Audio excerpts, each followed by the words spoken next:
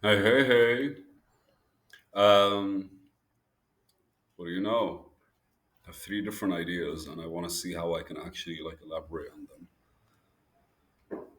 The previous video re-established why I'm doing this. I really think every YouTube channel kind of needs to have it for people to understand. I think it should be refined. Mr. Beast talked once that your first 100 videos are shit, so I'm holding him onto that, and I'm going through it and to see how I might actually get better. But I really do get insights every time I watch one of my videos. Like a lot of these kind of re-click in my head, be like, oh, I could have done this differently. I could have done this better. So this is definitely a good, positive thing to do. As for today's idea, or this video's idea, every conversation is something that you have established before. Um Saying it maybe doesn't make as much sense as I actually felt it. But there was a conversation I was having with somebody, and she was like, "The words you use," and the minute she said that, the first thing that I reflected on was the fact that I've been writing a lot more and expressing my thoughts differently. And over the course of the past 6 months, I would say I've been more or less only speaking about the things that I have established through writing. And the beauty of writing is you get to articulate exactly what's going on in your head, so no thought goes astray. All of them are captured back, and all of them are kind of no, this came on, this popped out, this happened. Why am I triggered this way? Why am I moving this way? I don't know if I did a video on it, but there's yes, I did it.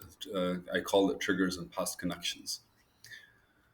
But so the idea behind it is that every conversation is something that you have established before.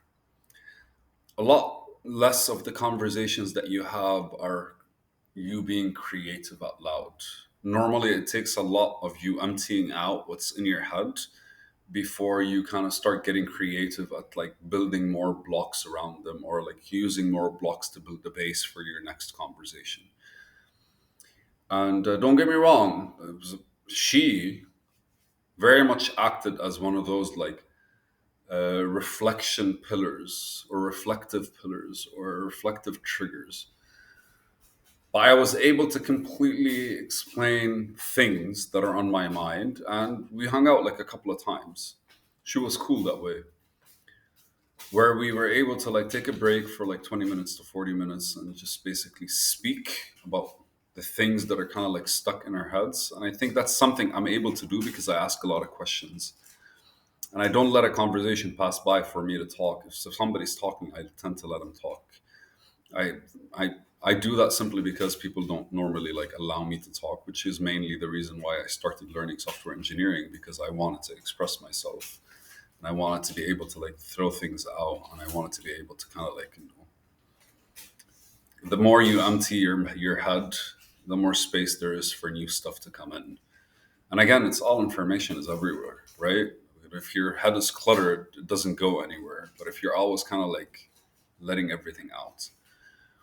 So the fact that we speak exactly how we've spoken before, that is basically it. Whether it's the pattern of how we speak, or whether it's the intention of where we're coming from, or whether it's just the words that we use, all of these are just stuff that have been already established. And when I came to that thought, I realized that I can literally establish the pattern that I want, or the speaking method that I want, or the thoughts that I want, or the conversations that I want beforehand. I don't think we normally actually do that. Under normal circumstances, you kind of flow with things, but we don't really sit with it with ourselves and kind of say, these are the things I would love to talk about. These are the things I don't know anything about, and I would like to talk about them differently. And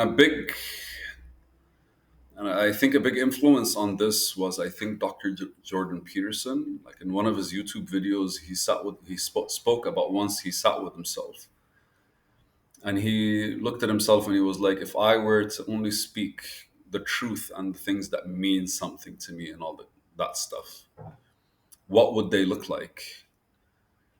And then he basically realized that half the stuff that he talks about, I think that he says up to 5% of him was left. The rest was just built up on top of random things that he has like compiled over time. And also taking his advice to write, to write exactly like, to, if I have a thought, I actually explain it to myself in writing in order for me to establish these things. It allowed me to come to this understanding where you kind of like, you're building the base for anywhere you want to go. You're establishing the next level. You're actively performing the whole scenario before you actually put it out, because normally we have a conversation, and based on that conversation we have the other conversation. So every kind of interaction establishes something within you, and every kind of approach kind of comes from something within you, and you are the center of your own universe, right? Like anything, anywhere you look, everything is further away from you. So like, you're the one who moves closer and comes out. It's just literally one of those, you're the center of your own universe kind of thing. Like everything does revolve around you, weirdly so. And I don't think we ever get to see that. I think everything around us kind of like gives us a certain sense of entitlement because it's there. And that is something that we don't really like consider at a deeper level, because any way we establish ourselves, we get to interact with everything around us the way we establish ourselves. So to summarize, or at the very least to kind of like hit the needle on the head, you become very repetitive, or at least your conversations with time, they either gain momentum and strength or they lose it. And it can't be helped, because ultimately repeating the same thing over and over again, you're going to be bored. So you add stuff to it. But if that stuff that you're adding to it, or you're including in it, or you're using as partially to explain yourself or to support your arguments or any of these things, one of the things you're doing practically is just adding more weak links to the structure that you build upon the conversations. So ultimately, if we are to consider every conversation as a conversation we've had before or we established before, then for real, investing in every single conversation after it's been had, and re-establishing its essence, its importance, it's why. It's why did I have this conversation? Why does it matter to me? It's the same. It's like you analyze why you had this conversation, you assess why is it important to you, and then ultimately is like, what does it matter if you're into it or not? Right? Is it worth it and all that good stuff? And from there, like, talking to that person kind of like made me realize that I never talk about anything that I haven't properly established within myself. I'm not saying that the conversation itself is full, is complete. Every single time I have a conversation, I have to reestablish how it fits, how it worked, how it was set, how it came out. So it's a consistent like return to a base that's forever either expanding or just basically becoming more and more concentrated. Because like, again, if I'm talking about physics, I could go on like different tangents about different things. I don't fucking know enough physics to establish a base in it. But if I were to talk about business, I'll have a stronger base. If I were to talk about literature, I'll have an okay base. If I were to talk about, like there are things that you care about that you have a strong base around them. I don't know. I think personally, it's more the philosophy on how life works.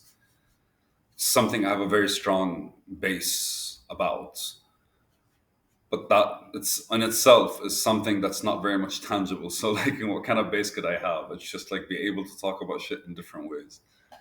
It's fun when you start considering it that way. It's fun when you start looking at the different pieces of you and how they actually like come out of you, and how you at one point established them to be the things, or to be the like the little thoughts and ideas that kind of like build on top of what exists and why they exist inside of you. uh, Understanding that everything coming from you is something that's it's something that has already passed through you at one point. I think that's something very much relevant for our outlook on every day, because life in itself is very much consistent, but the day just kind of like repeats itself. Like the sun comes down and goes up, and then comes down and goes up. So those 24 hours kind of like are very much repetitive, but everything in between does not wait.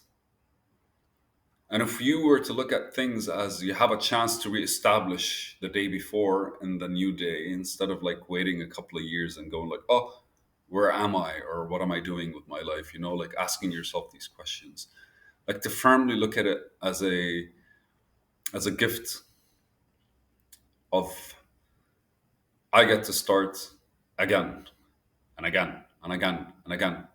And the things about you kind of flow consistently in that way, instead of like maintain their approach. Uh, what should I call this video? Established conversations. Why not?